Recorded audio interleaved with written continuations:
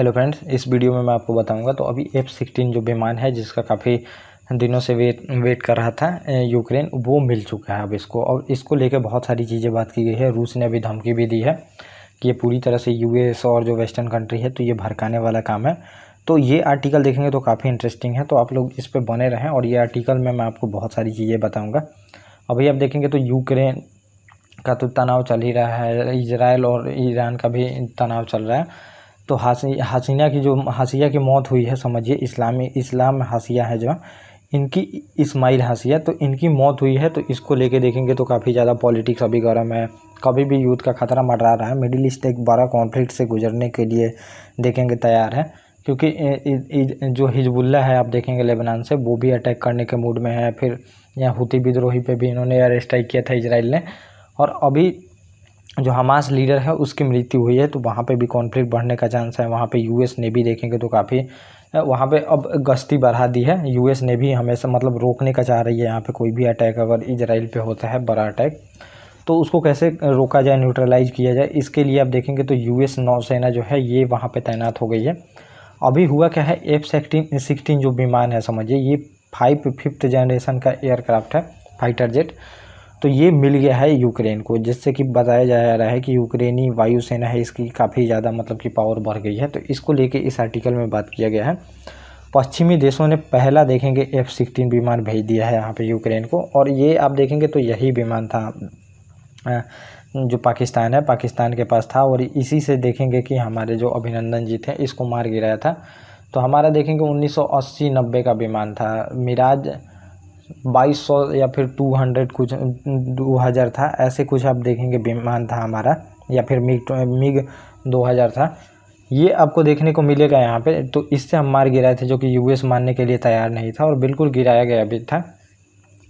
तो F-16 लड़ाकू विमान मिल गया है यहाँ पे। और इस विमान की देखेंगे तो गुप्त रूप से यूक्रेनी वायुसेना में शामिल की गई है। तो ये पूरे तरह से बता के नहीं शामिल किया गया है, क्योंकि वहाँ पे भी इजराइल मतलब कि जो रूस है वो अटैक कर सकता है। इसलिए आप देखेंगे खुफिया तरह से इसको मतलब वायुसेना में, यूक्रेनी वायुसेना में इसको रखा गया है। और ये भी नहीं पता चल रहा है कि कितना मिला है और कैसे मिला है, कौन से देश के द्वारा दिया गया है, कैसे यहाँ पर सप्लाई हुई है, ये सब कुछ भी यहाँ पर डिस्क्लोज नहीं किया गया है।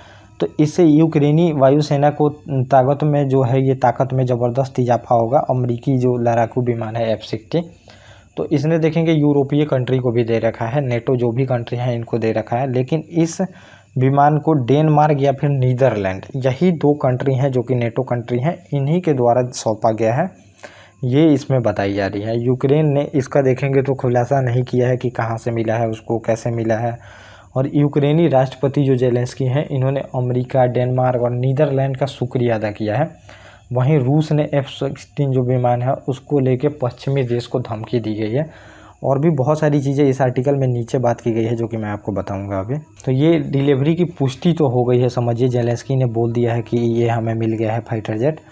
तो ये अमेरिका द्वारा निर्मित है। और जेलेंस्की ने एक गुप्त स्थान पे देखेंगे समारोह आयोजित किया था, इसमें जो है इसको पूरी तरह से बताया गया कि, और फिर कहाँ रखा गया है ये सब तो नहीं बताया गया है, बस ये पता चली है कि ये मिल गया है विमान। और इसकी देखेंगे तो 18 महीने से इंतज़ार कर रहे थे इस जेट की। तो इनका जो एयरफोर्स है वो काफ़ी वीक है। वैसे वायु डिफेंस जो मतलब जो समझिए कि इनका जो एयर डिफेंस सिस्टम होता है वो भी काफ़ी कमज़ोर है, जिसकी वजह से रूसी जो वायुसेना है हमेशा बमबारी करते रहती है। तो अब यहाँ पे आप डॉग फाइट देख सकते हैं। डॉग फाइट वही होती है जब फाइटर जेट दूसरे फाइटर जेट से हवा में युद्ध करते हैं, तो डॉग फाइट हो सकता है, क्योंकि 5th जनरेशन का इनके पास ये काफ़ी देखेंगे तो हाई टेक्नोलॉजी वाला F-16 विमान है और इनको मदद करेगी। और डेनमार्क या नीदरलैंड या अमेरिका को इन्होंने धन्यवाद दिया है, सभी को यहाँ पे इन तीनों कंट्रियों को धन्यवाद दिया है। यूक्रेन को कितने F-16 जो विमान है ये मिलेंगे, तो ये इसका बताया नहीं गया है कि कितने मिलेंगे। लगभग 65 बोला जा रहा है कि नेटो कंट्री द्वारा दिया जाएगा। नेटो कंट्री जो है 65 का वादा किए हैं।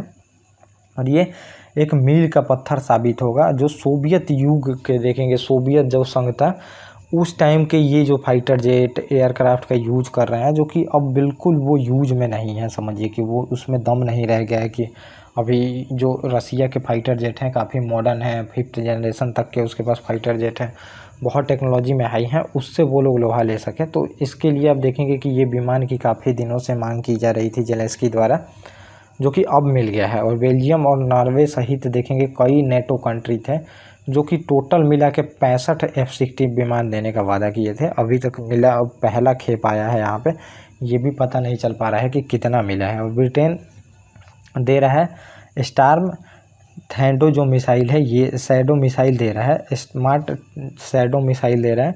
तो ये मिसाइल होगा क्या, समझिए ये यूज में किया जाएगा। अब जैसे कि कोई विमान होता है, फाइटर जेट होता है, तो उसमें लगा के यूज किया जाता है, तो वो मिसाइल भी तो चाहिए आपको, तो वही मिसाइल दे रहा है। जैसे हम देखेंगे कि लेज़र गाइडेड मिसाइल मंगाते थे इजराइल से, और लेज़र गाइडेड मिसाइल हमने देखेंगे तो कारगिल युद्ध में भी यूज किया था। तो वैसे ही मिसाइल की ज़रूरत होती है किसी भी फाइटर जेट में। तो इन्होंने स्मार्ट शैडो मिसाइल देने का वादा किया है अभी ब्रिटेन ने, और जेट में लगाया जा सकता है। और सहित संख्या पश्चिमी देशों द्वारा आपूर्ति की सतह से हवा में मार करने वाली मिसाइल प्रणालियाँ है। जैसे आप देखेंगे तो ये सब प्रेंटियर जो है ये मिसाइल दी गई है, नासमस दी गई है। तो ये सब मिसाइल है जो कि अभी यूज कर रहा है, और रूस ने दी है यहाँ पे धमकी। तो रूस ने अब धमकी क्या दी है, और मुझे ये भी समझ में नहीं आता है कि नेटो कंट्री चाहे जो वेस्टर्न कंट्री हैं, यूएस हैं, तो आखिर में वो अपना सेना नहीं उतार रहे हैं, लेकिन सारा चीज़ों तो सप्लाई कर ही रहे हैं, पैसा से लेके सब कुछ तो दे ही रहे हैं। तो ये आप देखेंगे तो इनडायरेक्टली तो युद्ध इनसे ही हो रहा है, नहीं तो यूक्रेन इतना दिन तक कहाँ टिक पाता रूस के सामने।